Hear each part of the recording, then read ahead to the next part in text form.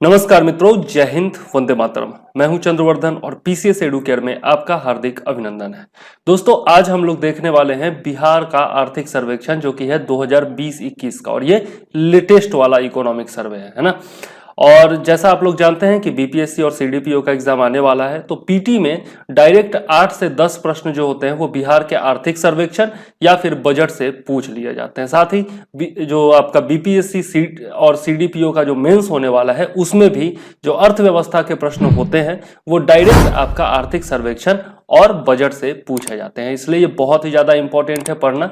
हालांकि अभी हम लोग पूरा डिटेल में नहीं पढ़ेंगे, लेकिन जो हार्ड कोर फैक्ट्स हैं और जो आंकड़े हैं, ताजा आंकड़े, जो लेटेस्ट आंकड़े हैं, उनसे जरूर क्वेश्चन पूछे जाते हैं 8 से 10। तो इसके बारे में हम लोग देखेंगे, और ये टोटल पढ़ना संभव नहीं है। 573 पेज का पूरा डॉक्यूमेंट है, इसलिए मैंने इसका नोट्स बनाया है और हम लोग जो है वो नोट्स ही पढ़ने वाले हैं। आप देख सकते हैं यहाँ पर नोट्स है और ये नोट्स ही हम लोग पढ़ेंगे, ठीक है। लेकिन उससे पहले मैं आपको थोड़ा सा ओवरव्यू दे देता हूं। ये आर्थिक सर्वेक्षण जो है उसका थोड़ा ओवरव्यू ले लेते हैं कि इसमें आखिर है क्या, ठीक है।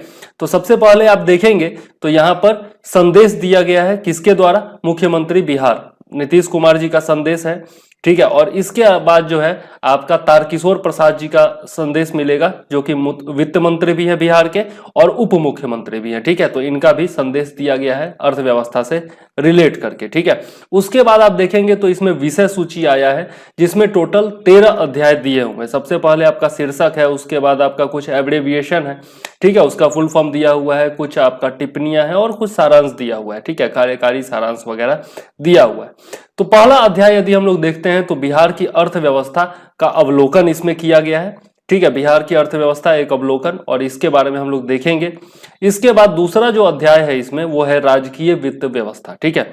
इसके बाद आगे हम लोग आते हैं तो तीसरा अध्याय है इसमें कृषि एवं सहवर्ती क्षेत्र। उसके बाद है आपका उद्यम क्षेत्र, यानी कि उद्योग वगैरह के बारे में, कृषि आधारित उद्योग हो गया, कृषितर उद्योग हो गया, खनन हो गया, उत्खनन हो गया, पर्यटन हो गया, ये सब जो है आपका इसमें दिया हुआ है। इसके बाद है श्रम रोजगार तथा प्रवास, मतलब बेरोजगारी से संबंधित जो आंकड़े हैं वो दिए हुए रहेंगे इसमें, तो वो ज्यादा इंपॉर्टेंट है। इसके अलावा अधिसंरचना एवं संचार, मतलब जो भी आपका कंस्ट्रक्शन का काम होता है, परिवहन क्षेत्र हो गया, जितना भी आपका रोड नेटवर्क, रेल नेटवर्क और वायु मार्ग है, इन सब के बारे में इसमें दिया हुआ है।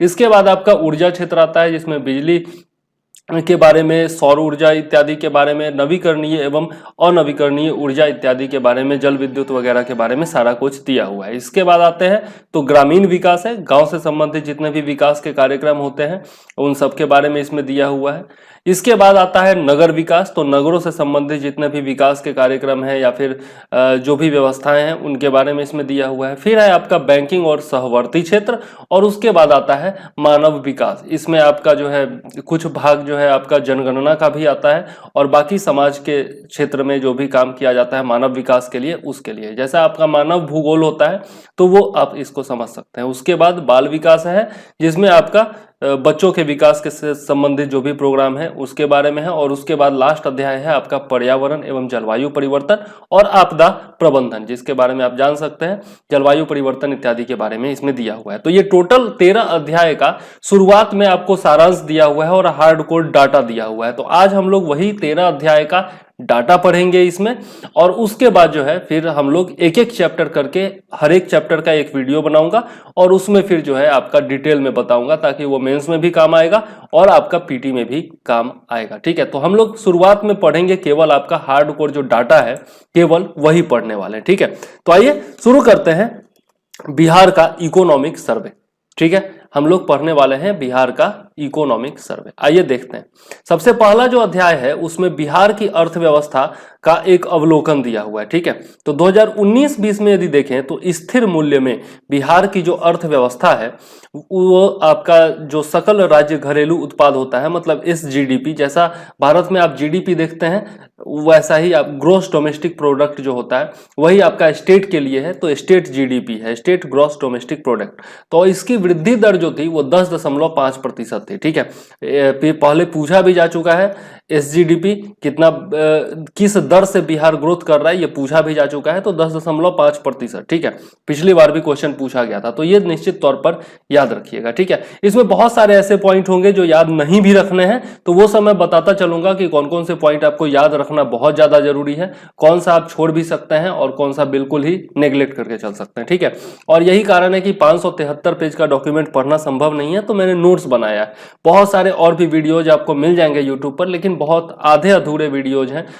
जो आपका शुरुआत में सारांश दिया हुआ है 13 अध्याय का, केवल उसी पर वीडियो बना दिया गया है और अंदर के जो चैप्टर्स है उन पर बिल्कुल भी ध्यान नहीं दिया गया है, जबकि वहां से अधिकतर प्रश्न पूछे जाते हैं।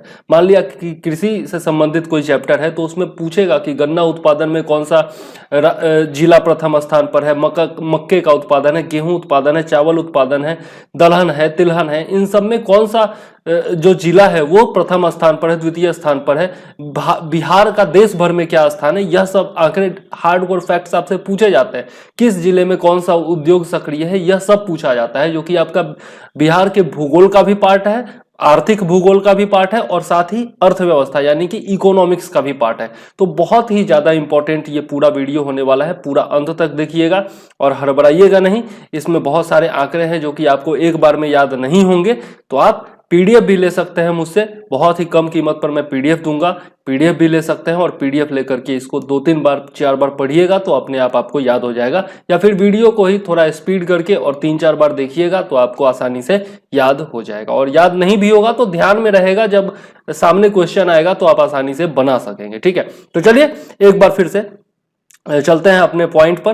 तो यहां पर यदि हम देखें तो बिहार का सकल राज्य घरेलू उत्पाद जो है वो वर्तमान मूल्य पर कितना है, वर्तमान मूल्य पर 2019-20 में 6,11,804 करोड़ है, और ये आंकड़ा आपको याद रखना है, ठीक है। और इसके बाद देखें 2011-12 के स्थिर मूल्य पर कितना है, तो 4,14,977 करोड़। तो ये दोनों आंकड़े आपको याद रखने हैं, ठीक है, और एग्जैक्टली याद रखने हैं, क्योंकि बिहार में जो क्वेश्चन पूछा जाता है तो एग्जैक्टली पूछ दिया जाता है आंकड़ा, ठीक है। यहाँ पर क्वेश्चन दे देगा और उसमें ऑप्शन जो देगा उसमें 6,12,000 कर देगा, फिर 11,000 कर देगा, फिर 13,000 कर देगा, यहाँ पर 804 के जगह पर 805 कर देगा। इस तरीके से आपको फंसाता है बिहार में, ठीक है। तो एग्जैक्ट आंकड़ा आपको याद रखना जरूरी है, इसलिए मैंने बोला कि 3 से 4 बार आपको वीडियो देखना पड़ेगा, ठीक है। चलिए नेक्स्ट पॉइंट पर चलते हैं। बिहार का निवल राज्य घरेलू उत्पाद जो है वो क्या है, तो वर्तमान मूल्य पर जो है ये 2019-20 में 5,62,710 करोड़ है, ये भी आंकड़ा आपको याद रखना है।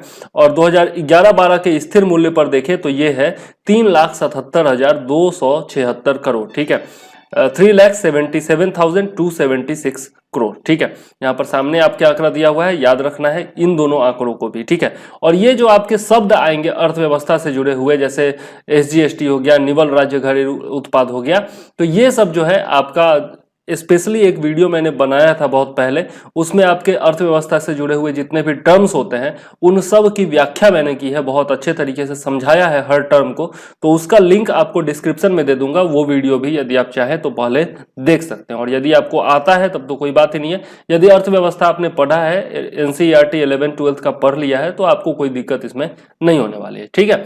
चलिए आगे देखते हैं।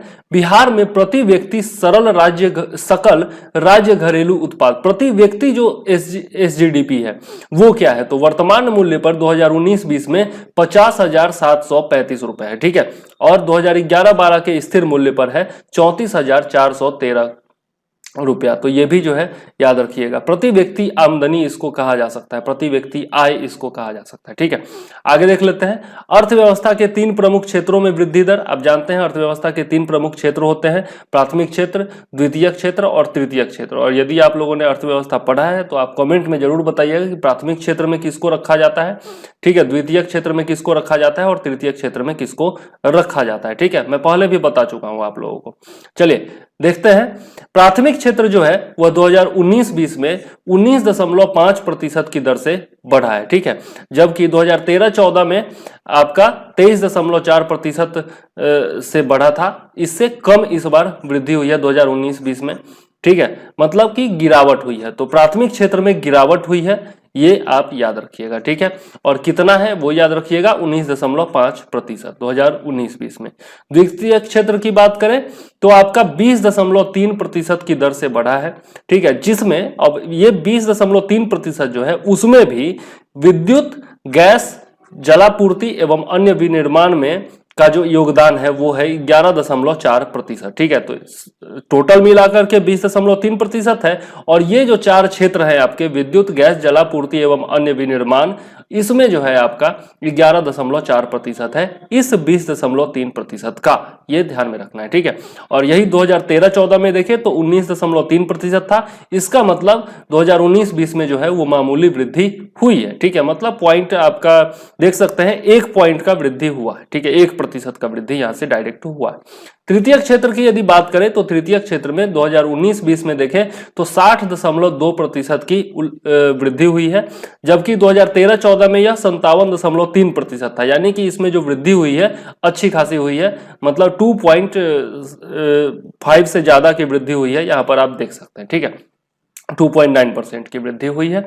आगे चलते हैं और देखते हैं विस्तृत क्षेत्रगत विवरण, मतलब कि हर एक क्षेत्र में कितना वृद्धि वगैरह हुआ है वो देख लेते हैं। ठीक है, तो फसल क्षेत्र का हिस्सा जो है वो कितना है आपका एसजीडीपी का, वो देखते हैं। तो स्टेट जीडीपी का में 2013-14 में 14.2% था, जो 4.5% घटकर 2019-20 में 9.7% रह गया है। मतलब जो बिहार का जीडीपी है उसमें फसल क्षेत्र का जो हिस्सा है वह 9.7% रह गया है 2019-20 में, जो कि 2013-14 में 14.2% हुआ करता था, अर्थात 4.5% की गिरावट इसमें आई है।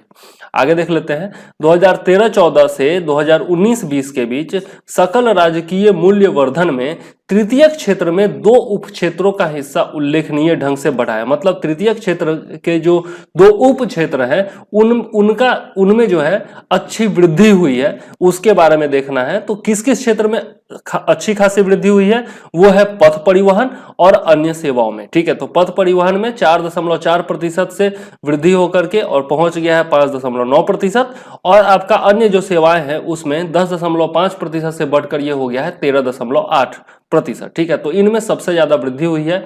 किस किस क्षेत्र में सबसे ज्यादा वृद्धि हुई है यह जरूर याद रखिएगा, बाकी परसेंटेज याद नहीं भी रखेंगे तो चलेगा। आगे देख लेते हैं प्रति व्यक्ति सकल जिला घरेलू उत्पाद, मतलब ये आपका जिलों का जीडीपी है। ठीक है, सकल जिला घरेलू उत्पाद के आंकड़े के अनुसार बिहार के जो सबसे समृद्ध जिले हैं वो कौन है। तो सबसे समृद्ध जिलों में पटना सबसे समृद्ध है, उसके बाद बेगूसराय का स्थान आता है और फिर मुंगेर का स्थान आता है। मतलब पटना में जो प्रति व्यक्ति आय है वो है 1,12,604 रुपए, बेगूसराय में 45,540 रुपए और मुंगेर में 37,385 रुपए। ठीक है, तो ये तीनों स्टेट मतलब जिले याद रखिएगा, बाकी आंकड़े केवल पटना के ही याद रखिएगा, बाकी सब छोड़ भी देंगे तो चलेगा। तो पटना, बेगूसराय और मुंगेर जो है वो सबसे समृद्ध जिले। अब सबसे समृद्ध देख लिया तो सबसे गरीब जिले भी देख लेते हैं। सबसे गरीब जिला है किशनगंज, उसके बाद अररिया और फिर जो है शिवहर। ठीक है, तो आपका सबसे अगर देखें तो 17,569 के साथ शिवहर सबसे अंतिम स्थान पर है ना। तो ये शिवहर का आंकड़ा याद रखिएगा, और शिवहर सबसे अंतिम स्थान पर है समृद्धि के मामले में, और सबसे गरीब जिला है शिवहर। तो याद रखिएगा सबसे समृद्ध जिला पटना और सबसे गरीब जिला कौन, शिवहर। ठीक है, ये याद रखना है। चलिए आगे देख लेते हैं, आंकड़े याद नहीं छोड़ भी दीजिएगा तो चलेगा। नेक्स्ट चलते हैं, अध्याय 2 जो है उसमें आपका राजकीय वित्त व्यवस्था के बारे में बताया गया है। मतलब कहां से पैसा आता है, कहां जाता है, कितना कहां से राजकोष में वृद्धि होती है, पैसा आता है सरकार को खर्च करने के लिए और सरकार खर्च कहां करती है। ठीक है, इसके बारे में इसमें बताया गया है। आगे देख लेते हैं, तो 2019-20 की यदि बात करें तो SGST के प्रतिशत में सकल राजकोषीय घाटा जो है, राजकोषीय घाटा क्या होता है यह आपको डिस्क्रिप्शन में एक वीडियो का लिंक मिलेगा, वहां से आप देख लीजिए। ठीक है, इसमें एक्सप्लेन करूंगा तो वीडियो बहुत ज्यादा लंबा हो जाएगा, या फिर यदि आप लोग कहेंगे तो मैं एक स्पेशल वीडियो बना दूंगा जिसमें एक बार फिर से सबका मैं परिभाषा बता दूंगा। ठीक है, तो ये जो है आपका SGST के प्रतिशत में सकल राजकोषीय घाटा जो रहा वो 2019-20 में 2% रहा। ये आपको याद रखना है आंकड़ा कि 2% रहा राजकोषीय घाटा। राजस्व लेखा में भी अधिशेष बरकरार है तथा प्राथमिक घाटा में भी गत वर्ष की अपेक्षा कमी आई है। ठीक है, मतलब जो राजस्व लेखा है उसमें भी अधिशेष बरकरार है, मतलब कि इसमें भी जो है आपका वृद्धि है, और प्राथमिक घाटा जो हुआ है उसमें भी गत वर्ष की अपेक्षा कमी आई है, मतलब कि अर्थव्यवस्था की स्थिति कुछ सुधरी है। ठीक है, ये आपका देखें बिहार सरकार की प्राप्तियों के बारे में, तो 2019-20 और 2018-19 का इसमें तुलनात्मक अध्ययन किया गया है। तो 2019-20 का आंकड़ा आपको याद रखना है, 2018-19 का छोड़ देना है। ठीक है, तो यहां पर देख लेते हैं कुल प्राप्ति जो हुई है वो है आपका 1,53,408 करोड़ रुपए। ठीक है, ये याद रखना है आपको। इसमें कुल प्राप्ति में आपका राजस्व प्राप्ति और पूंजीगत प्राप्ति आता है। तो राजस्व प्राप्ति का स्थान जो है वो है आपका 1,24,233 करोड़। ठीक है, और पूंजीगत प्राप्ति है इसमें 29,175 करोड़ रुपए। ठीक है, तो ये तीनों आंकड़े आपको याद रखने हैं। ठीक है, 2018-19 का भी आप चाहें तो यहां से देख सकते हैं, आंकड़े मैंने लिख दिए हैं। ठीक है, लेकिन आपको याद यही तीनों रखना है। ठीक, आगे चलते हैं। गत वर्ष की अपेक्षा, गत का मतलब होता है पिछला वर्ष, तो गत वर्ष की अपेक्षा कम राजस्व प्राप्ति हुई है इस बार एसजीएसटी के प्रतिशत में देखें तो। ठीक है, क्योंकि 2019-20 में कुल राजस्व से प्राप्ति जो हुई है वो कम हुई है, मतलब राजस्व से जो प्राप्ति हुई थी वो कम हुई थी। पूंजीगत प्राप्ति ठीक थी लेकिन राजस्व से जो प्राप्ति हुई वो कम हुई थी। इस कारण से टोटल जो आपका राजस्व है वो पिछले वर्ष की तुलना में कम प्राप्त हुआ, कहने का ये मतलब है। चलिए अब देख लेते हैं 2019-20 में कुल राजस्व जो था वो आप 1,23,533 करोड़ रुपया था, जिसमें पूंजीगत व्यय कितना हुआ 20,080 करोड़ रुपया जो है आपका पूंजीगत व्यय हुआ। तो ये आंकड़ा भी आपको याद रखना है। कुछ आंकड़े जो शुरुआती हैं वो जरूरी हैं, वो याद रखना है। ठीक है, चलिए आगे देख लेते हैं। राज्य सरकार के कुल व्यय में गत वर्ष के 1,43,613 करोड़ की अपेक्षा 7.1% की कमी आई, जिसका मुख्य कारण पूंजीगत व्यय में कमी है। ठीक है, तो कुल व्यय में कमी आई है।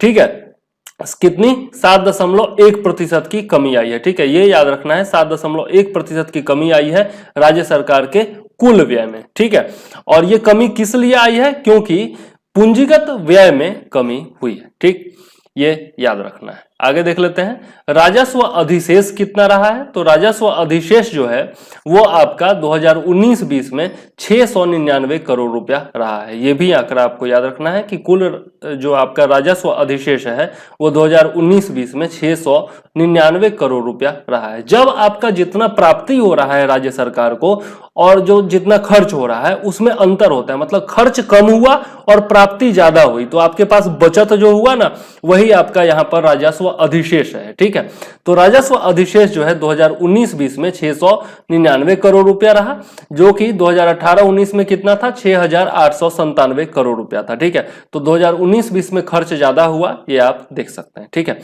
2019-20 में राजस्व प्राप्ति में राजस्व व्यय की अपेक्षा अधिक कमी आई। ठीक है, राजस्व प्राप्ति जो हुई थी वो जो 2019 में थी, और राजस्व व्यय जो हुआ था तो राजस्व व्यय की अपेक्षा राजस्व प्राप्ति में अधिक कमी आई है। दोनों में कमी आई थी, राजस्व प्राप्ति में भी कमी आई थी और राजस्व व्यय में भी कमी आई थी, लेकिन राजस्व व्यय में जो कमी थी वो ज्यादा थी, कहने का ये मतलब है, जिसकी परिणति कम राजस्व अधिशेष में हुई। और यही कारण है कि कम राजस्व अधिशेष जो हुआ वो क्यों हुआ, इसका कारण यहां पर बताया गया है।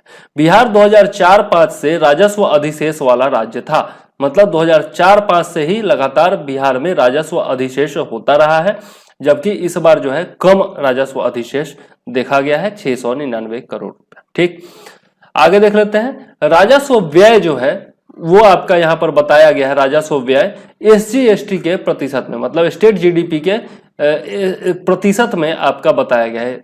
ठीक है, एसजीएसटी सॉरी, यहां पर स्टेट जीएसटी के प्रतिशत में बताया गया है। 2019-20 में जो है यह है आपका 20.2%। ठीक है, तो 2019-20 का आपको याद रखना है, यह कम हो गया है। ठीक है, 2018-19 में 24.2% था, जबकि इस बार जो है आपका कमी आ गया है, 20.2% रह गया है ये। ठीक है, तो 4% की इसमें कमी आई है एसजीएसटी के प्रतिशत के हिसाब से देखें राजस्व व्यय को तो। ठीक है, आगे देख लेते हैं राज्य सरकार की उधारी कितनी है, यह भी आपका एसजीएसटी के प्रतिशत में दिया गया है। ठीक है, तो ये जीएसटी का फुल फॉर्म आप लोग जानते होंगे, गुड्स एंड सर्विसेज टैक्स। तीन तरह का जीएसटी होता है, एक आपका सेंट्रल जीएसटी होता है जिसको सीजीएसटी बोलते हैं, एक आपका एसजीएसटी होता है और एक आपका दोनों को मिला करके होता है, ठीक है। तो यहां पर आप देखें एसजीएसटी के प्रतिशत में राज्य सरकार की जो उधारी रही है वो 2019-20 में आपका 4.8% रही है। और सॉरी, तीसरा जो आपका जीएसटी होता है वो आईजीएसटी होता है, मतलब इंटीग्रेटेड जीएसटी होता है, जिसमें आपका सेंटर का भी हिस्सा होता है और राज्य का भी हिस्सा होता है, ठीक। तो 2019-20 में 4.8% रहा राज्य सरकार का उधारी, और 2018-19 में कितना था, 3.6% था। इसका मतलब राज्य सरकार के उधारी में वृद्धि हुई है, ठीक है, राज्य सरकार की उधारी बढ़ी है। आगे देख लेते हैं 2019-20 में सकल राजकोषीय घाटा जो था एसजीएसटी का 2% रहा है, ठीक है, ये याद रखिएगा, ये आंकड़ा इंपॉर्टेंट है, जो कि 2018-19 में कितना था, 2.7%। तो राजकोषीय घाटा जो है वो कम हुआ है एसजीएसटी के प्रतिशत में यदि देखें तो। आगे देख लेते हैं राज्य सरकार का कुल बकाया ऋण जो है वो कितना रह गया है 2019-20 में, वो 1,90,899 करोड़ रुपया टोटल बकाया ऋण रह गया है राज्य सरकार का। तो ये भी आंकड़ा इंपॉर्टेंट है, याद रखिएगा। कुल बकाया ऋण का 77.6% जो है वो लोक ऋण है, लोक ऋण था, मतलब शेष हिस्सा लघु बचतों, भविष्य निधि, आरक्षित निधियों और जमा एवं अग्रिमों का था। तो 77.6% जो है वो लोक ऋण में था। बकाया ऋण का सबसे बड़ा हिस्सा किसमें था, तो लोक ऋण में था। कितना था, तो 77.6% था। और बाकी जो आपका बच गया इसमें 77.6 में से देख ले तो आपका 22.4% जो था वो आपका बाकी ये सब हिस्सा है, लघु बचत है, भविष्य निधि है, आरक्षित निधि है और जमा और अग्रिम है, ठीक है। तो सबसे ज्यादा किसका हिस्सा था, वो याद रखिएगा लोक ऋण का था। कितना, तो 77.6%, ठीक। आगे देख लेते हैं लोक ऋण में भी यदि देखें तो आंतरिक ऋण का हिस्सा जो था वो 91.8% था 2019-20 में। तो ये आंकड़ा कुछ खास इंपॉर्टेंट नहीं है, ये छोड़ भी दीजिएगा, ध्यान में रखिएगा, छोड़ भी सकते हैं आप, ठीक है। आगे देख लेते हैं एसजीएसटी के प्रतिशत के बतौर राज्य सरकार की कुल बकाया देनदारी जो है वो 2019-20 में 30.9% थी, ठीक है। तो यह भी आज तक पूछा नहीं गया है, वैसे याद रख लीजिएगा तो अच्छी बात है, ठीक है। अब इसमें जो लोक ऋण है वो एसजीएसटी का 24% है, ठीक है, एसजीएसटी का 24% है। वर्ष 2019-20 के अंत में लोक लेखा से ऋण संबंधी देनदारी जो है वो 42,719 करोड़ थी, जो एसजीएसटी का 6.9% थी। ये भी कुछ खास आंकड़ा नहीं है, वैसे ध्यान में रखिएगा तो अच्छी बात है। राज्य सरकार के व्यय का वित्तीयन यदि देखें तो कुल राजस्व व्यय का 27.3% हिस्सा अपने द्वारा अर्जित राजस्व से 2019-20 में हुआ है, जो कि 2018-19 में 25.4% था। मतलब राज्य सरकार का स्वयं के द्वारा जो अर्जित राजस्व है, ठीक है, उसका हिस्सा कितना था, तो 27.3% था, ठीक है, कुल राजस्व व्यय का। ओके, याद रखिएगा कुल राजस्व व्यय में राज्य सरकार द्वारा खुद से अर्जित राजस्व का हिस्सा कितना था, 27.3% था। बाकी अन्य माध्यमों से खर्च किया गया। आगे देख लेते हैं राज्य का अपना कर और करेत्तर राजस्व, ठीक है। 2019 में राज्य का अपना कर जो था और करेत्तर राजस्व जो था वो 2019-20 में 33,858 करोड़ रुपए था। यह भी आंकड़ा इंपॉर्टेंट है, लेकिन नहीं भी याद रखेंगे तो चलेगा। अब देख लेते हैं राज्य का अपना राजस्व जो था वो 2019-20 में 27.3% था, यानी कि वृद्धि हुई है, क्योंकि 2018-19 में यही 25.4% था। तो इतना याद रखिएगा, राज्य के अपने राजस्व में वृद्धि हुई है, ठीक है, जो कि कुल राजस्व का कितना था 2019-20 में 27.3% था। अब देखें तो कुल व्यय में राजस्व व्यय का हिस्सा कितना था 2019-20 में 86.2% था, ठीक है। ये आंकड़ा थोड़ा सा इंपॉर्टेंट है, तो याद रखिएगा कुल व्यय में राजस्व व्यय का हिस्सा जो था वो 86% था, ठीक। अब देख लेते हैं पूंजीगत लेखा में व्यय। दो तरह का व्यय मैंने बताया था, राजस्व व्यय और पूंजीगत व्यय। तो पूंजीगत लेखा में व्यय जो था वो 2019-20 में 14% था। यहाँ पर आप देख सकते हैं ये आपका राजस्व व्यय में जो है वो 86% है, तो पूंजीगत व्यय जो है 100% में से घटा दीजिए तो 14% अपने आप आ जाता है। अब ये 2015-16 में कितना था, 25.6% था, यानी कि इस बार जो है इसमें कमी आई है। ठीक, यहाँ पर राजस्व व्यय में बढ़ा है 2015-16 की तुलना में, और पूंजीगत व्यय जो है उसमें कमी आई है 2015-16 के तुलना में। ठीक, आगे देख लेते हैं राजस्व लेखा में मुख्य व्यय जो है। अब देख लेते हैं राजस्व लेखा में भी जो मुख्य व्यय है उसमें देखते हैं तो सामाजिक सेवाओं पर जो व्यय हुआ है वो 38.5% हुआ है, और विकास मूलक व्यय जो हुआ है वह 28.7% हुआ है। ठीक है, सामाजिक सेवाएं मतलब आप जानते हैं जो भी आपका योजना वगैरह आता है समाज के उत्थान के लिए, तो उस पर जो है आपका 38.5% व्यय हुआ है, और उसमें भी जो आपका विकास मूलक व्यय हुआ है वो 28.7% हुआ है। ये आपका 2019-20 का आंकड़ा है। अब देख लेते हैं पूंजीगत लेखा में जो मुख्य व्यय हुआ है, ये आपका राजस्व लेखा में जो मुख्य व्यय था वो आपका योजनाओं में व्यय होता है और विकास मूलक व्यय होता है। अब पूंजीगत लेखा में जो मुख्य व्यय था उसमें यदि देखें तो विकास मूलक पूंजीगत व्यय कितना था, 8.1%, और पूंजीगत परिव्यय जो था वो आपका 7.6% था। तो ये कुछ खास आंकड़ा नहीं है, याद नहीं भी रखेंगे तो चलेगा काम। आगे देख लेते हैं वेतन पर कितना व्यय किया गया। तो 2019-20 में वेतन मतलब जो राजकीय कर्मचारी होते हैं उन पर व्यय, तो 20,418 करोड़ रुपए जो है वो वेतन पर व्यय किया गया, जो कि गत वर्ष से पिछले वर्ष से 2.3% अधिक है, और SGST का 3.3% है। ये याद रखिएगा कि वेतन पर व्यय जो है वो SGST का, स्टेट GST का आपका 3.3% है। ठीक, अब देख लेते हैं राजस्व प्राप्ति का 16.4%, यह जो है आपका आंकड़ा 20,418, ये आपका राजस्व प्राप्ति का 16.4% है, और राजस्व व्यय का 16.6% है। तो ये कुछ खास आंकड़ा नहीं है, ये 3.3% वाला जो आंकड़ा है वो याद जरूर रखिएगा। अब देख लेते हैं वेतन के बाद पेंशन पर व्यय, जो पुराने कर्मचारी रिटायर हो चुके हैं उनके पेंशन पर भी तो व्यय होता है। तो 2019-20 में जो है आपका 17,110 करोड़ रुपया व्यय किया गया है, जो कि पिछले वर्ष से 6.8% अधिक है। ठीक है, अब यह जो है SGST का 2.8%, राजस्व प्राप्ति का 13.8% और राजस्व व्यय का 13.9% था। ठीक है, क्या चीज, तो ये जो आंकड़ा है वो। ठीक, पेंशन पर व्यय। अब आते हैं हम लोग अध्याय 3 में कृषि एवं सहवर्ती क्षेत्र के आंकड़े देख लेते हैं। तो इसमें भी कुछ इंपॉर्टेंट पॉइंट होंगे। 2019-20 में SGST में जो आपका कृषि एवं सहवर्ती क्षेत्र का हिस्सा है वो कितना था, तो 18.7% था।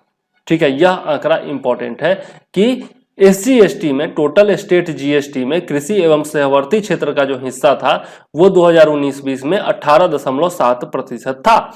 अब 2018-19 में जो है यदि देखें तो सकल शस्य क्षेत्र कितना था, सकल शस्य क्षेत्र मतलब जो सिंचित क्षेत्र है वो था 74.06 लाख हेक्टेयर। ठीक है, और इसमें जो है 144% फसल सघनता थी।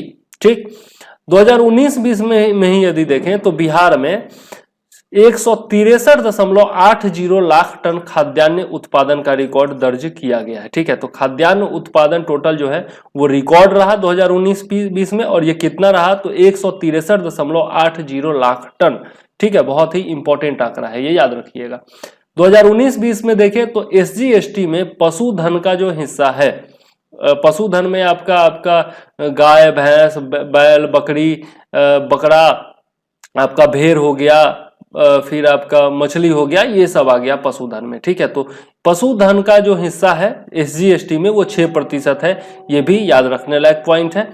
अब 2019-20 में 45.47 लाख पशुओं का इलाज किया गया और 36.76 लाख पशुओं का कृत्रिम गर्भाधान किया गया। ठीक है, ये याद रखना है तो रख सकते हैं, वैसे कुछ खास पॉइंट ये नहीं है। आगे देख लेते हैं बिहार में दूध का कुल उत्पादन, ये पूछा जा सकता है। बिहार में दूध का कुल उत्पादन जो है 2019-20 में 104.83 लाख टन रहा है। ठीक है, और इसमें क्या हुआ है तो 2015-16 से लेकर 2019-20 तक देखें, यदि 5 साल का टोटल देखें तो इसमें जो है औसत वार्षिक वृद्धि दर जो है वो 6.07% है। तो ये आंकड़ा जो है वार्षिक वृद्धि दर, ये बहुत ज्यादा इंपॉर्टेंट हो जाता है। ठीक है, आगे देख लेते हैं बिहार में अंडों का कुल उत्पादन कितना हुआ है, तो टोटल 274.08 करोड़ अंडों का उत्पादन हुआ है बिहार में 2019-20 में। 2018-19 में देखें तो कुल सिंचित क्षेत्र कितना था, 54.93 लाख हेक्टेयर। यही इंपॉर्टेंट है। ठीक है, कितना क्षेत्रफल में आपका सिंचित क्षेत्र था, तो 54.93 लाख हेक्टेयर क्षेत्र जो था वो सिंचित क्षेत्र था 2018-19 में। ठीक है, ये लेटेस्ट डाटा है, ये अभी 2019-20 का आंकड़ा आया नहीं है, 2018-19 का आंकड़ा है, और ये जो लिया गया है वो आपका इकोनॉमिक सर्वे लेटेस्ट वाला से लिया गया है, तो आंकड़े पर आप विश्वास कर सकते हैं। इससे ज्यादा विश्वासी आंकड़ा आपको कहीं नहीं मिलेगा। अब देख लेते हैं इसी में 7 निश्चय पार्ट 2 के तहत जो है कृषि एवं सहवर्ती क्षेत्र के लिए क्या घोषणा की गई। तो हर घर को पानी जो है वो आपका इस क्षेत्र से संबंधित है। राज्य के हर खेत तक पानी पहुंचाने का लक्ष्य रखा गया है 7 निश्चय पार्ट 2 में, और ये टाइटल याद रखिएगा, हर घर को पानी। लघु जल संसाधन विभाग ने इसके तहत आहर पाइन, तालाब, चेकडैम और उद्वह सिंचाई की 1659 योजनाओं पर काम किया है। जुलाई 2020 तक 1093 योजनाएं पूर्ण हुई हैं तथा मार्च 2021 तक शेष 566 योजनाएं पूर्ण करने की योजना है। तो ये कुछ खास आंकड़ा नहीं है। हाँ, ये याद रखिएगा केसीसी कितना बांटा गया, ये आपसे पूछा जा सकता है। तो 2019-20 की अवधि में 1,66,434 केसीसी मतलब किसान क्रेडिट कार्ड वितरित किया गया, जिससे 3,10,000 किसान जो है वो लाभान्वित हुए। उर्वरकों की कुल खपत देखें तो 2019-20 में 36.24 लाख टन जो है उर्वरक का खपत हुआ है। ये भी एक इंपॉर्टेंट आंकड़ा है। अब चलते हैं इसके बारे में, ये सारे जितने भी चैप्टर हैं सब पर अलग से मैं वीडियो बनाऊंगा, और सब में जो है आपका जितने भी आंकड़े महत्वपूर्ण हैं वो सब मैं बताऊंगा, लेकिन इस वीडियो में केवल हम लोग सारांश देखते हुए चलते हैं। अध्याय 4 देखें तो उद्यमिता क्षेत्र से संबंधित है, मतलब उद्योग क्षेत्र से। बिहार में विकास का प्रमुख वाहक कौन सा है, तो निर्माण उप क्षेत्र है। ठीक है, यदि उद्यमिता क्षेत्र में भी देखें तो निर्माण जो क्षेत्र है, उप क्षेत्र जो है वह विकास का प्रमुख वाहक है। तो सबसे ज्यादा जो एसजीडीपी में कंट्रीब्यूशन है उद्योग क्षेत्र के हिसाब से देखें तो यह है निर्माण क्षेत्र का, मतलब कंस्ट्रक्शन का। ओके, ये याद रखना है। निर्माण के बाद किसका स्थान है, तो बिजली का, गैस का, जलापूर्ति का और एवं अन्य उपयोगी सेवाओं का। ठीक है, अब देखते हैं, इसी को आपका शॉर्ट फॉर्म में दे दिया है EGWUS। ठीक है, बिहार के विकास में औद्योगिक क्षेत्र का योगदान कितना है, तो 20% है। जैसे हम लोग कृषि एवं सहवर्ती क्षेत्र का योगदान देखे थे 18 कुछ प्रतिशत था, वैसे ही यहाँ पर 20% है आपका औद्योगिक क्षेत्र का योगदान। और भारत के विकास में औद्योगिक क्षेत्र का कितना योगदान है, तो 31% है। इसका मतलब आप देख सकते हैं कि भारत की तुलना में बिहार में औद्योगिक क्षेत्र जो है वो कम है। ठीक है, जिसको बढ़ाने की आवश्यकता है। तो ये आंकड़े जो है बहुत कुछ बता देते हैं। बिहार में 2007-8 से 2017-18 के बीच, मतलब 10 साल में देखें तो चालू कृषि आधारित कारखानों की वृद्धि दर कितनी रही है, कृषि आधारित कारखानों की वृद्धि दर 11.7% रही है। ठीक है, जो संपूर्ण भारत के स्तर 9.3% से अधिक थी। मतलब कृषि आधारित जो उद्योग है वो भारत के स्तर के हिसाब से बिहार में ज्यादा अच्छा ढंग से वृद्धि उसमें हुआ। ठीक है, भारत का स्तर 9.3% है और बिहार का 11.7% है। ठीक है, आगे देख लेते हैं। पिछले 3 वर्षों में 36.2% उद्यमों में विस्तार हुआ है, जिसका स्तर संपूर्ण भारत के स्तर से 7.6% अधिक है। मतलब कि संपूर्ण भारत के आंकड़ों को देखें तो उसकी तुलना में बिहार में उद्योग क्षेत्र में वृद्धि हुई है। ठीक है, यह अच्छी बात है। आगे देख लेते हैं 2019-20 का आंकड़ा ये है कि ईख की पेराई कितनी हुई है, तो 674.05 लाख क्विंटल हुआ है।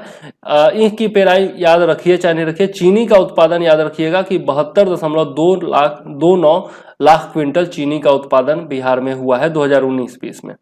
2019-20 में चीनी प्राप्ति का प्रतिशत जो है 2018-19 के 10.37% से बढ़कर 10.72% हो गया है। ठीक है, ये कुछ खास आंकड़ा नहीं है। 2019-20 में देखें तो कॉम्फेड का विस्तार हुआ है तथा इसके तहत गठित सहकारी समितियों, कार्यशील सहकारी समितियों और निबंधित सहकारी समितियों की संख्या काफी बढ़ी है। ठीक है, सहकारी समिति क्या होती है यह आप लोग अर्थव्यवस्था में पढ़े होंगे। आगे देख लेते हैं, विभिन्न संगठनों के सदस्यों की संख्या जो है, ये सरकार सहकारी जो संगठन है उनके सदस्यों की संख्या जो है वो बढ़ी है। ठीक है, 11.85 लाख हुआ करती थी पिछले साल, जो कि 12.30 लाख हो गई है। ठीक है, तो इसमें जो है थोड़ा सा वृद्धि हुआ है 0.45 लाख का।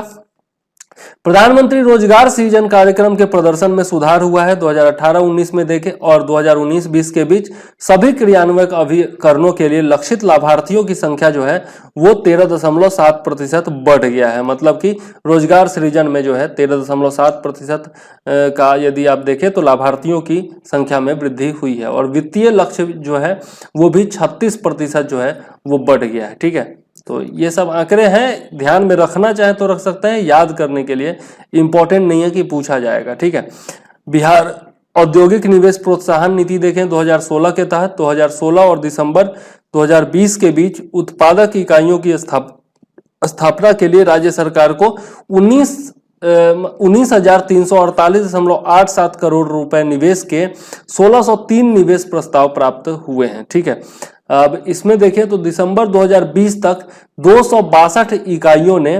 1886.42 करोड़ के निवेश के साथ काम करना शुरू कर दिया है। निवेश प्रस्ताव जो प्राप्त हुए थे उसी में से 262 इकाइयों ने काम करना शुरू कर दिया है।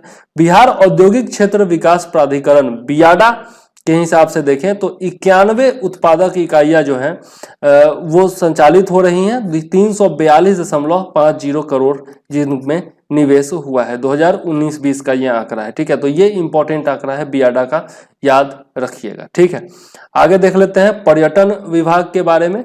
तो पर्यटन विभाग का जो बजट आवंटन है वो 2018-19 में था 84.6 करोड़, जो कि 2019-20 में 275 करोड़ हो गया है। तो 225% की वृद्धि जो है पर्यटन विभाग के बजट में की गई है। ये उल्लेखनीय वृद्धि है, बहुत ज्यादा वृद्धि है। ठीक है, अब चलते हैं अध्याय 5 देख लेते हैं, श्रम नियोजन एवं प्रवास के बारे में। ठीक है, श्रम नियोजन एवं प्रवास देखें तो श्रमिक जनसंख्या अनुपात जो है पुरुष वर्सेज महिला यदि देखें तो बिहार में सबसे कम है। ठीक है, पूरे देश भर में बिहार में पुरुष वर्सेज महिला जो श्रमिक जनसंख्या का अनुपात है वो सबसे कम है। महिला श्रमिक कितनी है तो महिला श्रमिक की जनसंख्या का अनुपात यदि देखें तो ग्रामीण बिहार में 4% है और शहरी बिहार में जो है वो 5.7% है। ठीक है, निर्भरता अनुपात देखें तो बिहार में 61.1% है, जबकि भारत में 49.5% है। तो पूरे देश की तुलना में देखें तो 11.6% अधिक है निर्भरता अनुपात। ठीक है, आगे देख लेते हैं, शहरी बिहार में निर्भरता अनुपात जो है वो आपका 52.8% है, जो संपूर्ण शहरी भारत के अनुपात 40.5% से 12.3% अधिक है। तो ये कुछ खास आंकड़ा नहीं है। आगे देख लेते हैं श्रमिकों की स्थिति देखें तो स्वनियोजित पुरुष श्रमिक जो है वो है 57.6%। अब इसमें भी स्वश्रम श्रमिक है, मतलब कि अपने हिसाब से काम करने वाले जो श्रमिक हैं वो 52.5% है, और घरेलू उद्यमों में जो सहायक हैं वो है आपके 5.1%। मतलब ये घरेलू काम करते हैं, जैसे घर में बर्तन मांजना और बाकी सब जो काम होता है, झाड़ू लगाना, ये सब काम में जो है आपका 5.1% है। और स्वश्रम मतलब अपना जो काम करते हैं उस तरह के श्रमिक जो हैं वो 52.5% है। मतलब इनको दिहाड़ी मजदूर कह सकते हैं, जो कि कंस्ट्रक्शन वगैरह में काम करते हैं, खेतों में काम करते हैं, उनके बारे में ये दिया हुआ आंकड़ा। ठीक है, बिहार में नियमित 100 वैतनिक पुरुष श्रमिकों का अनुपात जो है वो 9.7% था। ठीक है, मात्र 9.7% था, जो कि नियमित है, मतलब रेगुलर काम करते हैं, या फिर 100 वैतनिक है, मतलब जिनको वेतन लगातार मिलता रहता है। देश के सभी राज्यों में यह आंकड़ा सबसे कम है, बिहार में, यह याद रखिएगा। ठीक है, कृषि वानिकी तथा मत्स्य पालन क्षेत्र में देखें यदि हम लोग श्रमिकों की संख्या, तो पुरुष श्रमिक जो है वो 47.9% है और महिला श्रमिक जो है वो 66.8% है। मतलब कृषि वानिकी और मत्स्य पालन क्षेत्र में देखें तो आपका महिलाओं की संख्या ज्यादा है, ठीक है, और इसी में सर्वाधिक रोजगार जो है मिलता है। तो याद रखिएगा, सर्वाधिक रोजगार किस क्षेत्र में श्रमिकों को मिलता है? तो कृषि, वानिकी और मत्स्य खेत क्षेत्र में, ठीक है। दूसरा महत्वपूर्ण रोजगार प्रदाता क्षेत्र जो है उसमें देखें तो आपका पुरुष जो है वो निर्माण, पुरुषों के लिए निर्माण क्षेत्र है, जो कि दूसरा सबसे महत्वपूर्ण रोजगार प्रदाता क्षेत्र है, जिसमें कि 17.7% पुरुष कार्यरत हैं। और महिलाओं के लिए देखें तो शिक्षा क्षेत्र जो है वो दूसरा सबसे ज्यादा रोजगार देने वाला क्षेत्र है। अब इसमें जो है 16.7% महिलाएं कार्यरत हैं, ठीक है। तो महिलाओं के लिए जो है आपका दूसरा देख लिया आप लोगों ने, पुरुष के लिए भी दूसरा देख लिया कि किस क्षेत्र में दूसरा सबसे ज्यादा रोजगार मिलता है। आगे देखते हैं, संपूर्ण भारत में यदि देखें तो निर्माण क्षेत्र में सबसे ज्यादा श्रमिक हैं और इसमें पुरुष श्रमिक जो हैं वो 14.2% हैं, ठीक है। तो संपूर्ण भारत का भी आंकड़ा यहाँ पर दिया हुआ है कि निर्माण क्षेत्र में सबसे ज्यादा काम श्रमिकों को मिलता है। अब देखते हैं, कोविड-19 महामारी के दौरान राज्य सरकार ने 2020 में प्रत्येक निर्माण मजदूर के लिए 2,000 रुपया अनुदान की घोषणा की थी। तो ये आंकड़ा, ये जो है आपका 2,000 रुपया इंपॉर्टेंट है, श्रमिकों के लिए घोषणा किया गया था, कंस्ट्रक्शन क्षेत्र से जुड़े हुए जो लेबर है उनके लिए। औद्योगिक नियोजन अस्थायी आदेश संशोधन नियमावली 2020 के मैनुअल में संशोधन कर नियत अवधि के लिए रोजगार को इसमें जोड़ा गया था।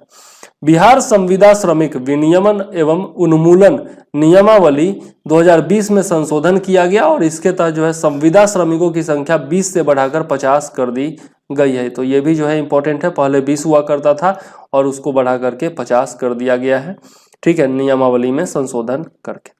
अब देख लेते हैं अध्याय 6, जो कि है आपका अधिसंरचना और संचार, मतलब कंस्ट्रक्शन एवं कम्युनिकेशन। SGST में निर्माण क्षेत्र का जो योगदान है, कंस्ट्रक्शन क्षेत्र का जो योगदान है वो है आपका 10% वर्तमान में, ठीक है।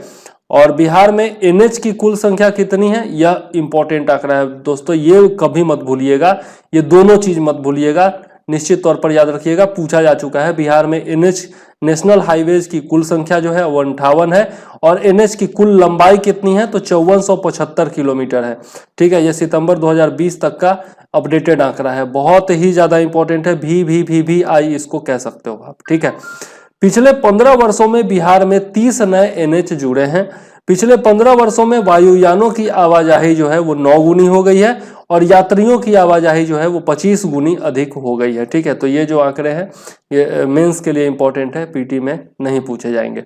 बिहार में इंटरनेट उपभोक्ताओं की वृद्धि दर शहरी क्षेत्रों की अपेक्षा ग्रामीण क्षेत्रों में अधिक है, बहुत इंपॉर्टेंट आंकड़ा है, ठीक है, कि ग्रामीण क्षेत्रों में इंटरनेट के जो उपभोक्ता है उनकी वृद्धि दर ज्यादा है, ठीक है। मुख्यमंत्री कौशल श्रमिक उद्यमी संकुल योजना के तहत राज्य सरकार ने विभिन्न क्षेत्रों में शहद, मतलब कि हनी, रेडीमेड वस्त्रों आदि के क्षेत्रों में संकुलों की स्थापना के जरिए 5 जिलों को सहयोग दिया गया है, ठीक है। तो 5 जिलों कौन कौन है इसमें? गया है, मुजफ्फरपुर है, नवादा है, शिवहर है और सीतामढ़ी। तो ये 5 जिलों का नाम जो है आपको याद रखना है, ठीक है, जिसमें शहद के लिए, रेडीमेड वस्त्रों के लिए और इस जैसे संकुलों की स्थापना करने के लिए, कॉरिडोर्स कह सकते हैं संकुल को, तो कॉरिडोर्स की स्थापना के लिए इनको सहयोग दिया गया है, ये 5 जिलों को, और ये 5 जिले आपके सामने। आगे देख लेते हैं रेल परिवहन के बारे में। तो 2014 से लेकर सितंबर 2020 तक रेलवे ने बिहार में 300 किलोमीटर नई लाइनें बिछाई हैं, ठीक है। तो ये आपका जब से मोदी जी प्रधानमंत्री बने हैं तब से आंकड़ा है, 300 किलोमीटर नई लाइनें बिछाई गई हैं। रेल लाइनों का दोहरीकरण जो किया गया है वो 191 किलोमीटर में किया गया है और विद्युतीकरण जो किया गया है वो 1687 किलोमीटर में किया गया है, ठीक है। आगे 58 जोड़ी नई रेलगाड़ियों का संचालन जो है 2014 से 2020 तक किया गया है। आगे देख लेते हैं ऊर्जा क्षेत्र के बारे में। तो राज्य में ये भी जो है बहुत इंपॉर्टेंट आंकड़ा है दोस्तों, ये पूछा जा चुका है, तो याद रखिएगा। राज्य में बिजली की प्रति व्यक्ति खपत जो है वो 2019-20 में 332 किलोवाट आवर है, ठीक है। ये जो आपका 7 वर्षों में 129% का वृद्धि हुआ है। तो ये 332 किलोवाट आवर भूलना ही है नहीं है दोस्तों, एकदम नहीं भूलना है, ये याद रखिएगा, ठीक है। 332 किलोवाट आवर, 2012-13 में ये 145 किलोवाट आवर होता था। अब राज्य में बिजली की अनुमानित चरम मांग, ये भी जो है आपका पूछा जा चुका है। तो 2019-20 में जो अनुमानित मांग थी वो 5900 मेगावाट है, ठीक है, 5900 मेगावाट। अब पिछले 7 वर्षों में इसमें जो है 123% 123% की वृद्धि हुई है, ठीक है, मतलब दोगुनी से भी ज्यादा ये हो गई है। अब देख लेते हैं राज्य में बिजली की मांग की चरम पूर्ति, ये तो हम लोग मांग देख लिए, अब पूर्ति कितनी हो पाती है। तो 5900 मेगावाट मांग था, जिसमें कि 5891 मेगावाट की पूर्ति हो जाती है, मतलब कि ठीक ठाक पूर्ति है। मात्र 9 मेगावाट जो है सॉरी ये आपका 109 मेगावाट जो है थोड़ा सा कम है हम लोग, तो वो भी जो है कोई खास ये दिक्कत वाली बात नहीं है, इसीलिए थोड़ा सा दिक्कत हो जाता है और कुछ नहीं है। 226% वृद्धि जो है वो हुई है, मतलब कि बिजली उत्पादन में भी बढ़ोतरी हुई है, तभी हम लोग मांग की पूर्ति कर पा रहे हैं। राज्य में बिजली की उपलब्ध क्षमता कितनी है, तो 6073 मेगावाट है, ठीक है, जो कि मांग से ज्यादा है। देखिए मांग आपका 5900 था और जो आपका उपलब्ध क्षमता है वो 6073 मेगावाट है, ठीक है। तो पूर्ति क्यों नहीं कर पाते हैं, तो पूरा 100% क्षमता का इस्तेमाल करना संभव नहीं है, इसलिए जो है ये पूर्ति हम लोग टोटल पूर्ति 100% नहीं कर पा रहे हैं, ठीक है, थोड़ा सा कमी रह जा रहा है।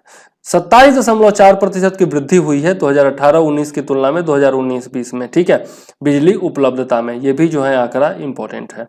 अब देखें तो 2022-23 तक विभिन्न स्रोतों से 4516 मेगावाट अतिरिक्त क्षमता चरणबद्ध ढंग से बढ़ाने की राज्य सरकार की योजना है, ठीक है। प्रभावी घरेलू विद्युत उपभोक्ताओं की संख्या यदि देखें तो 2018-19 में 134.8 लाख थी, जो कि 2019-20 में 146 लाख हो गई है, मतलब मामूली वृद्धि इसमें उपभोक्ताओं की संख्या में हुई है।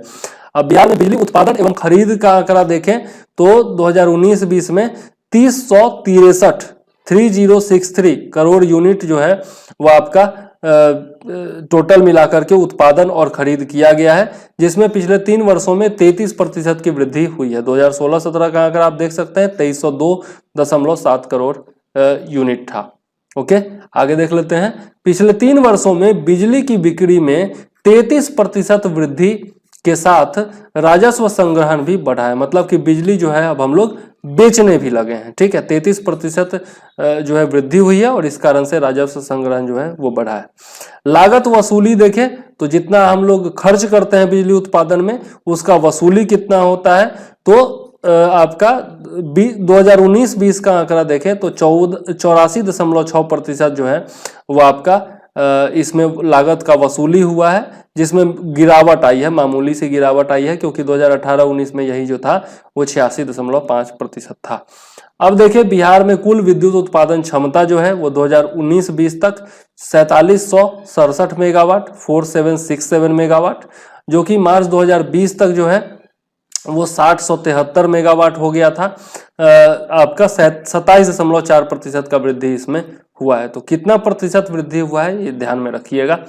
विद्युत उत्पादन क्षमता में वृद्धि देखें तो मार्च 2019 से लेकर मार्च 2020 तक का देखें 1 साल का, तो ताप विद्युत जो है वो 21.7%, जल विद्युत जो है वो 50.6% और नवीकरणीय स्रोत जो है वो आपका 58%, ठीक है, टोटल है आपका। ये जो है इंपॉर्टेंट है, ठीक है, याद रखिएगा ये आंकड़ा, ठीक। और सबसे ज्यादा जो उत्पादन होता है यहाँ पर वो आपका जल विद्युत से होता है, ठीक है, ये याद रखना है। नवीन एवं नवीकरणीय ऊर्जा मंत्रालय ने 2019-20 के लिए बिहार को 5 मेगावाट रूफटॉप सोलर क्षमता आवंटित किया है, ठीक है। उत्तर बिहार वितरण कंपनी को 2 मेगावाट और दक्षिण बिहार वितरण कंपनी जो है बिजली वितरण कंपनी उसको 3 मेगावाट है। इसमें टोटल जो है 5 मेगावाट रूफटॉप सोलर क्षमता जो है आपका दिया है, तो ये याद रखिएगा 5 मेगावाट टोटल है, ठीक। आगे चलते हैं और देखते हैं हम लोग ग्रामीण विकास। ग्रामीण विकास में देखें तो बिहार जीविका मिशन जो जीविका है उसके तहत स्वयं सहायता समूहों की संख्या जो है वो 2019-20 में 10.17 लाख हो गई है, और इसमें जो है ऋण जो दिए गए हैं वो 2019-20 में 13.14 हजार करोड़ हो गया है, ठीक है, 13.14 हजार करोड़ ये हो गया है। मनरेगा योजना का क्रियान्वयन देखें तो आपका जॉब कार्डों की संख्या जो है वो आपका 169.8 लाख हो गई है। व्यक्तिगत दिवस रोजगार सृजन देखें तो आपका 1418.9 लाख। इसके अलावा धन राशि का उपयोग जो है 81.2% होता था, जो कि अब 102.2% हो गया है। तो ये याद रखना जरूरी है कि धन राशि का उपयोग जो है वो काफी बढ़ गया है, 102.2% हो गया है मनरेगा में। आगे देखते हैं प्रधानमंत्री आवास योजना ग्रामीण के बारे में। तो मकानों की संख्या इसके तहत जो है 2015-16 में 4.2 लाख था, बनाया गया था, जो कि आपका 2019-20 में आप देखें तो ये 4.2 लाख। और मकानों पर व्यय जो है वो सॉरी यहाँ पर जो है थोड़ा सा दिक्कत हो गया है लिखने में। आपका मकानों की संख्या यदि देखें तो 2015-16 में 2.8 लाख था, जो कि 2019-20 में ये आपका 4.2 लाख हो गया है बढ़ करके। और जो खर्चा होता था आपका 2015-16 में 1275.90 करोड़, वो अब हो गया है 8210.90 करोड़। ठीक है, तो यहाँ पर थोड़ा सा लिखने में गड़बड़ हो गया है, सुधार लीजिएगा। जन वितरण प्रणाली देखें, पीडीएस सिस्टम जो है आपका पब्लिक डिस्ट्रीब्यूशन सिस्टम, उसमें देखें तो ग्रामीण क्षेत्र में 85.1% इसका आच्छादन है, मतलब कवर करता है क्षेत्र। और शहरी क्षेत्र में देखें तो 74.5% क्षेत्र में यह कवर करता है पीडीएस सिस्टम का। उठाव यानी कि कितना लोग लाभ लेते हैं, कितना लोग जो है आपका पीडीएस सिस्टम से लाभ उठाते हैं, तो 95% से अधिक जो है ये हमेशा रहा है। 2019-20 में 99.8% लोग जो है इससे लाभान्वित हुए हैं, जो भी लाभार्थी हैं उनमें। पंचायती राज संस्थानों का व्यय देखें तो 2015-16 में 2652.38 करोड़ था, जो कि 2019-20 में बढ़ करके 8549.64 करोड़ हो गया है, मतलब कि 3 गुना से भी ज्यादा का वृद्धि इसमें हुआ है। ठीक, लोहिया स्वच्छ विहार अभियान के तहत देखें तो व्यक्तिगत पारिवारिक शौचालयों का निर्माण कितना हुआ है, 1.09 करोड़ हुआ है। ठीक है, ये संख्या है शौचालयों की संख्या। अभी तक 96% गांव जो है वो खुले से शौच मुक्त हो चुके हैं। ये आंकड़ा इंपॉर्टेंट है कि कितने प्रतिशत गांव जो है वो खुले में शौच से मुक्त हो गए हैं। रुअर्बन मिशन कार्यक्रम के बारे में देखें तो 25 से 50 हजार आबादी वाले ग्राम संकुलों में शहरी सुविधाएं उपलब्ध कराने के लिए यह केंद्र सरकार की महत्वपूर्ण पहल है। और इसके तहत बिहार में 11 संकुलों की पहचान की गई है, ये याद रखना है। आवंटित राशि कितनी है तो 1179.7 करोड़ है। और व्यय की गई राशि कितनी है तो 157.4 करोड़ है। मतलब जितना दिया गया है उसमें व्यय जो है वो अभी तक बहुत कम ही हुआ है। ठीक है, आगे देख लेते हैं। नेक्स्ट है आपका अध्याय 9 नगर विकास। नगर विकास के बारे में देखें तो बिहार में शहरीकरण का परिमाण जो है वो भारतीय स्तर की तुलना में कम है। आपका बिहार में जो है शहरीकरण 11.3% है, ये आंकड़ा इंपॉर्टेंट है, याद रखना है। हाल ही में 8 नए नगर परिषदों के साथ 109 नए अधिसूचित क्षेत्र परिषदों की स्थापना की गई है। यह जो है आपका मैंने करंट अफेयर्स वाले वीडियो में भी बताया हूं। तो करंट अफेयर्स का जो वीडियो है आपका जनवरी से लेकर अक्टूबर तक अपडेट कर दिया गया है बिहार करंट अफेयर्स, तो वो वीडियोज भी जरूर देख लीजिएगा। वहां से भी आपका 8 से 10 प्रश्न पूछे जाने की पूरी संभावना है। ठीक है, अब देख लेते हैं शहरीकरण दर जो है वो बढ़कर 15.2% होने की संभावना जताई जा रही है। अब शहरी विकास के लिए राज्य सरकार का बजट आवंटन यदि देखें तो 5 वर्षों में इसमें जो है 129% की वृद्धि हुई है। और यह 2018-19 में कितना हो गया, 4089 करोड़ रुपया हो गया। शहरी विकास पर वास्तविक व्यय जो यदि देखें तो ये तो आपका टोटल व्यय है, बजट आवंटन है, और इसमें वास्तविक व्यय कितना हुआ तो 2018-19 में 3064 करोड़ रुपया व्यय हुआ है। और व्यय में भी जो है 5 वर्षों में 125% की वृद्धि हुई है। ठीक है, तो जितना बजट में वृद्धि हुआ है लगभग उतना ही व्यय में भी वृद्धि हुआ है। हर घर नल का जल योजना के तहत देखें तो 2020-21 तक शहरी क्षेत्र के सभी घरों में पाइप से सुरक्षित और साफ पेयजल पहुंचाना इसका लक्ष्य था।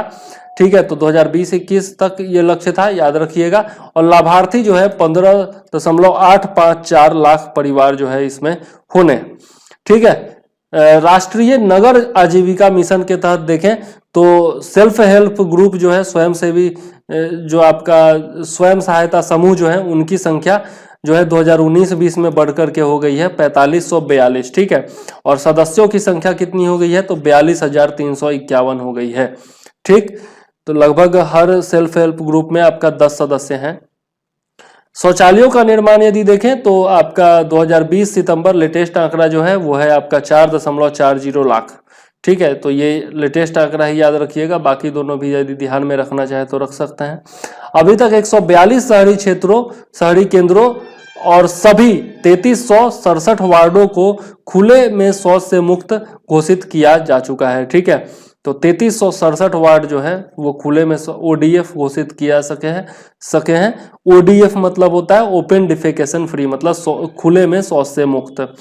142 शहरी केंद्र जो है वो आपका खुले में शौच से मुक्त हो चुके हैं। पटना मेट्रो रेल परियोजना के तहत देखें तो फरवरी 2019 में इसको स्वीकृति दी गई थी और इसकी लागत कितना है तो 13,365.77 करोड़ है। तो ये इंपॉर्टेंट है, याद रखिएगा। आगे देख लेते हैं पटना मेट्रो रेल निगम, फरवरी 2019 में इसकी स्थापना की गई थी, ये भी इंपॉर्टेंट है। और योजना की कुल लंबाई कितनी है तो 31.39 किलोमीटर है फिलहाल, ये भी याद रखिएगा। अध्याय 10 अब आते हैं बैंकिंग एवं सहवर्ती क्षेत्र देखते हैं। तो 2019-20 में कुल 177 नई बैंक शाखाएं खोली गई हैं, जिसमें निजी बैंक जो है वो आपका 110 है, आपका सार्वजनिक बैंक जो है वो आपका 48 है और लघु वित्त एवं भुगतान बैंक जो है वो 19 है। ठीक है, 40% शाखाएं जो है वो ग्रामीण क्षेत्रों में खोली गई हैं। बैंक एनपीए देखें, मतलब नॉन परफॉर्मिंग एसेट्स देखें तो बिहार का जो है मार्च 2020 में 14.9% एनपीए था बिहार में, ये पूछा जा सकता है। सर्वाधिक एनपीए जो है वो क्षेत्रीय ग्रामीण बैंकों का है जो कि 35.6% है। ठीक है, टोटल एनपीए में क्षेत्रीय ग्रामीण बैंक का हिस्सा जो है वो आपका 35.6% है। मुद्रा योजना में बिहार के तहत क्या लक्ष्य रखा गया है तो 2019-20 में जो है आपका ये 9531.12 करोड़ जो है आपका ऋण देने का लक्ष्य रखा गया है। मुद्रा योजना के तहत स्वीकृत ऋणों की संख्या जो है वो 51% बढ़ गई है, ये आंकड़ा जो है अच्छा है। शिशु ऋणों की सर्वाधिक स्वीकृति की गई है। मुद्रा ऋण में भी 3 प्रकार का ऋण होता है, तो इसमें शिशु ऋण जो है वो आपका 99% जो है इसमें वृद्धि हुई है। तो सर्वाधिक वृद्धि मुद्रा योजना के तहत किस प्रकार के ऋण में हुई है तो शिशु ऋणों में सर्वाधिक वृद्धि हुई है। अगर अंदर से खोद करके पूछना चाहे तो ये भी पूछ सकता है। आगे देखते हैं मानव विकास के बारे में। अब हमारा 3 चैप्टर बचा हुआ है। विकास मूलक व्यय देखें तो 14-15 से 2019-20 तक 6 वर्षों में प्रति व्यक्ति विकास व्यय में 17.9% की वृद्धि हुई है, जो कि राष्ट्रीय यदि देश के स्तर पर देखें तो 11.6% था, जबकि बिहार में 17.9% की वृद्धि हुई है। तो अच्छी खासी पूरे देश के हिसाब से, औसत के हिसाब से अच्छी खासी वृद्धि हुई है। अब इसमें भी शिक्षा में 17.3% और लोक स्वास्थ्य में 21.4% पर व्यय में सर्वाधिक वार्षिक वृद्धि हुई है। तो सर्वाधिक व्यय में जो वृद्धि हुई है वो स्वास्थ्य क्षेत्र में हुई है और उसके बाद जो है आपका शिक्षा क्षेत्र में हुई है। बिहार में कुल प्रजनन दर देखें तो 2001 में जो 4.4 जन्म प्रति महिला था वो 2011 में घट करके 3.6 रह गया है, तो ये अच्छा आंकड़ा है। 2016 में ये 3.3 था। ठीक है, तो मतलब 2016 की तुलना में देखें तो ये बढ़ गया, मतलब 2016 में और घट गया, 3.3 हो गया। लेकिन अभी जो है आंकड़ा पूछा जाएगा 2011 के हिसाब से तो 3.6% ही, 3.6 ही आप लोग याद रखिएगा। मतलब प्रति महिला जो बच्चों का जन्म होता है वो है 3.6। आगे देख लेते हैं जन्मकालीन जीवन संभाव्यता, मतलब कि कितने बच्चे जो हैं ये आपका कितने वर्ष तक जीवित हम लोग रहते हैं उसके बारे में दिया हुआ है। तो 69.1 वर्ष जो है आपका जीवन संभाव्यता है बिहार में, जबकि भारत में देखें तो 2014 से 18 तक यदि देखें तो भारत में जीवन संभाव्यता 69.4 वर्ष है। संस्थागत प्रसव की संख्या देखें तो बिहार में, मतलब कि हॉस्पिटल में जितने बच्चों का जन्म होता है उसके बारे में यह आंकड़ा है, तो 12.4% की वृद्धि इसमें हुई है, जो कि अच्छी बात है, लेकिन और ज्यादा वृद्धि हो तो ज्यादा अच्छा है। राष्ट्रीय पेयजल कार्यक्रम के तहत धनराशि का औसत उपयोग जो है वो 2012-13 से लेकर 2019-20 के बीच में देखें तो 85.3% धनराशि का उपयोग किया गया है औसतन। मुख्यमंत्री पेयजल निश्चय योजना के तहत शामिल वार्डों की कुल संख्या कितनी है तो 37,911 है। ठीक है, शिक्षा प्रणाली में कुल नामांकन देखें तो 210.67 लाख नामांकन हुआ है। प्राथमिक स्तर पर नामांकन देखें तो 141.35 लाख हुआ है और उच्च प्राथमिक स्तर पर नामांकन देखें तो आपका 69.34 लाख हुआ है। ठीक, मुख्यमंत्री अल्पसंख्यक विद्यार्थी प्रोत्साहन योजना के तहत देखें तो प्रथम श्रेणी में मैट्रिक पास करने पर 10,000 रुपए दिए जाते हैं और इंटर पास करने वाली मुस्लिम बालिका को आपका 15,000 रुपया दिया जाता है। तो यहाँ पर आप देख सकते हैं कि थोड़ा सा अपीजमेंट पॉलिटिक्स की जा रही है। बालिका को देना है तो सबको दीजिए भैया, केवल मुस्लिम बालिका को क्यों? लेकिन खैर जो भी है, अब सरकार की योजना है, सरकार जाने। हमें तो बस पढ़ना है, याद रखना है। अध्याय 12 में चलते हैं, बाल विकास देख लेते हैं। तो बिहार में 0 से 18 आयु वर्ग के बच्चों की आबादी कितनी है? 48% है। ये आंकड़ा इंपॉर्टेंट है, याद रखिएगा। बिहार में बच्चों की कुल संख्या कितनी है? 4.98 करोड़ है। शहरी क्षेत्र में आपका आधा करोड़ बच्चा है, मतलब 50 लाख बच्चा है, जो कि टोटल का 10.1% है। ग्रामीण क्षेत्र में देखें तो 4.47 करोड़ है, जो कि 89.9% जो बच्चे हैं वो ग्रामीण क्षेत्र में रहते हैं, याद रखिएगा। बाल लिंगानुपात देखें तो 2001 में जो कि 883 था, वो बढ़ करके 2011 में 897 हुआ था। ये 0 से 18 आयु वर्ग के बारे में दिया गया है, तो आंकड़ों में सुधार तो हुआ है, लेकिन मतलब जो होना चाहिए था वो नहीं हुआ है। अब 2021 का आंकड़ा आएगा तो पता चलेगा कि और ज्यादा क्या सुधार हुआ है। किशोर वय आबादी देखें तो किशोरों की आबादी जो है वो आपका 2.34 करोड़ है, जो कि कुल जनसंख्या का आपका 22.5% है। बिहार में बच्चों के लिए बजट निर्माण की प्रक्रिया की शुरुआत 2013-14 में हुई थी। यह भी आई है, बहुत इंपॉर्टेंट है, याद रखिएगा। बच्चों के लिए बजट आवंटन देखें तो 2019-20 में बच्चों के लिए बजट आवंटन कितना किया गया है? 19,474.72 करोड़ हुआ है। ठीक है, जिसमें वार्षिक वृद्धि दर कितना है? तो 23.6% है। तो ये आंकड़े इंपॉर्टेंट है, याद रखिएगा, क्योंकि बिहार मतलब बिहार में बच्चों के लिए अलग से बजट का आवंटन होता है, ये बहुत अच्छी बात है। प्रति व्यक्ति व्यय जो है वो 3 गुना बढ़ा है। 2019-20 में 3910 जो है वो प्रति व्यक्ति हो गया है, 3910 रुपया। पिछले 6 वर्षों में देखें तो 2013-14 में 1225 था और अब जो है ये 3910 हो गया है। तो 3 गुना से भी ज्यादा की वृद्धि हुई है प्रति व्यक्ति व्यय में। ठीक है, ये आय नहीं है, ये व्यय है, याद रखिएगा। उपरोक्त 6 वर्षों में राज्य में कुल बजट में बाल विकास पर व्यय का औसत हिस्सा जो है वो लगभग 11.3% था। बिहार में साक्षरता दर देखें तो ये जो है 7 से 18 वर्ष आयु वर्ग में साक्षरता दर जो है वो आपका 79.1% है और लैंगिक अंतराल जो है वो 5.4% है।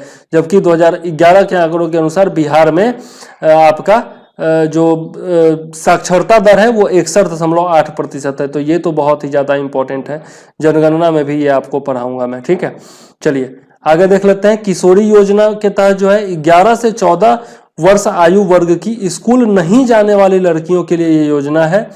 इस योजना के तहत किशोरियों को आंगनवाड़ी केंद्रों में सूखा राशन के बतौर सूक्ष्म पोषक तत्वों सहित 18 से 20 ग्राम प्रोटीन और 600 किलो कैलोरी ऊर्जा देने वाला पूरक पोषाहार महीने में एक बार 25 दिनों के लिए उपलब्ध कराया जाता है। प्रतिदिन जो खर्च होता है इस पर वो 9 रुपया 50 पैसा, 9.5 रुपया खर्च होता है प्रतिदिन। 2020-21 में इसके लिए जो है आपका 433.95 लाख रुपया का प्रावधान किया गया था किशोरी योजना पर। बिहार में लड़कियों का बाल विवाह जो है वो घटा है। 15 से 19 वर्ष में जो विवाह होता है उसमें कमी आई है। 2019-20 में यह घट करके 11% हो गया है, जो कि 2015-16 में 12.2% था। तो 1.2% इसमें मतलब घटा है आंकड़ा, लेकिन और भी ज्यादा घटना चाहिए, तो 0% हो जाना चाहिए। बाल विवाह तो होना ही नहीं चाहिए, अभी भी हो रहा है तो बहुत गलत बात है। और ये अपना आखिरी चैप्टर है पर्यावरण, जलवायु परिवर्तन एवं आपदा प्रबंधन। तो 2019-20 में यदि देखें तो बिहार में वर्षापात जो है वो आपका 1094 mm हुआ है। ये बहुत इंपॉर्टेंट है कि बिहार में कितनी वर्षा हुई है, औसत वर्षा 2019-20 में, तो 1094 मिलीमीटर। अब दक्षिण पश्चिम मानसून से देखें तो उत्तर बिहार में ज्यादा वर्षा हुई है, दक्षिण बिहार में कम वर्षा हुई है। ठीक है, यह भी इंपॉर्टेंट आंकड़ा है। पिछले 5 वर्षों में कृषि क्षेत्र के एसजीडीपी में वानिकी एवं सिल्ली उत्पादन का हिस्सा कितना है, तो औसतन 7.9% है। ठीक है, मतलब फॉरेस्ट्री का और जो सिल्ली उत्पादन है, जो चैला जिसको हम लोग देहाती भाषा में कहते हैं, तो सिल्ली उत्पादन का हिस्सा जो है वो 7.9% है कृषि क्षेत्र के स्टेट जीडीपी में। 2019-20 में विभाग द्वारा लगाए गए पौधे, कितने पौधे लगाए गए, तो 3.90 करोड़ पौधे जो है वो लगाए गए वन विभाग के द्वारा। इसी वर्ष कृषि वानिकी एवं हरियाली मिशन के विभिन्न योजनाओं के लिए कुल व्यय कितना किया गया, तो 116.17 करोड़ रुपया व्यय किया गया। ये बहुत ज्यादा इंपॉर्टेंट है, VVVBI इसको रख लीजिए, करंट अफेयर्स में भी बताया हूं। पक्षी उत्सव कलरव का आयोजन किया गया 15 से 17 जनवरी 2021 को, जो कि बिहार का पहला राजकीय पक्षी उत्सव था, जिसका बजट कितना था, 85 लाख रुपया था। और ये कहाँ किया गया, तो जमुई के झाझा में नागा नकटी पक्षी अभयारण्य में किया गया। तो VVVBI पॉइंट है, ये जरूर पूछा जाएगा, याद रखिएगा। आपदा प्रबंधन के बारे में देखें तो 2019-20 में अलग से 3539.49 करोड़ रुपया का प्रावधान आपदा प्रबंधन के लिए किया गया।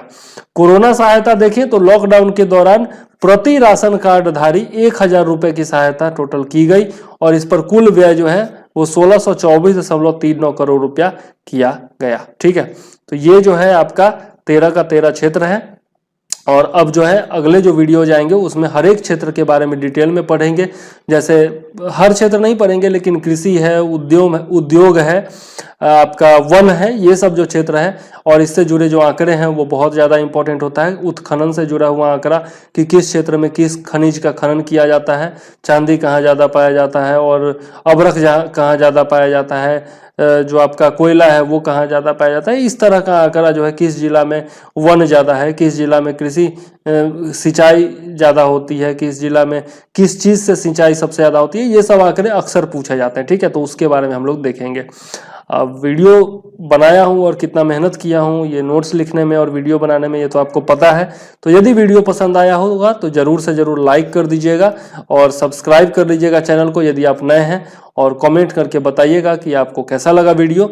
और इसी तरह का आपको यदि PDF चाहिए इसका टोटल, तो PDF जो है वो आप आसानी से ले सकते हैं। बिहार स्पेशल कंप्लीट नोट्स जो है पैकेज जो है वो अभी 999 रुपये में मात्र मैं दे रहा हूँ छठ तक के लिए। यह जो है आपका है, इसमें आपका टोटल आपका GS होगा, बिहार का भी GS होगा और नेशनल लेवल इंटरनेशनल लेवल का भी GS होगा। हर एक subject, history, civic, geography, science वगैरह जितना भी है सारा सब्जेक्ट होगा। बिहार स्पेशल GS जो होगा वो अलग से होगा। बाकी इकोनॉमिक सर्वे, बजट, जनगणना और बाकी सब आंकड़े जो हैं वो भी होंगे। और आपका दृष्टि का भी जो है आपका नोट्स दूंगा मैं, बिहार का DLP नोट्स। ठीक है, तो ये सारा जो है 999 रुपये में है। और यदि दृष्टि वाला आपको नहीं चाहिए तो यही आपका टोटल जो है वो 599 रुपये में आपको मिल जाएगा। और इसके लिए व्हाट्सएप आपको करना है 9525360283 पर। ठीक है, तो आप जो है कर सकते हैं मुझे मैसेज और नोट्स ये आप ले सकते हैं। बहुत इंपॉर्टेंट नोट्स है और मेहनत आप देख ही रहे हैं। ठीक है, तो चलिए वीडियो को ज़्यादा लंबा नहीं करते हैं और अब मुझे दीजिए इजाज़त। जय हिंद, वंदे मातरम।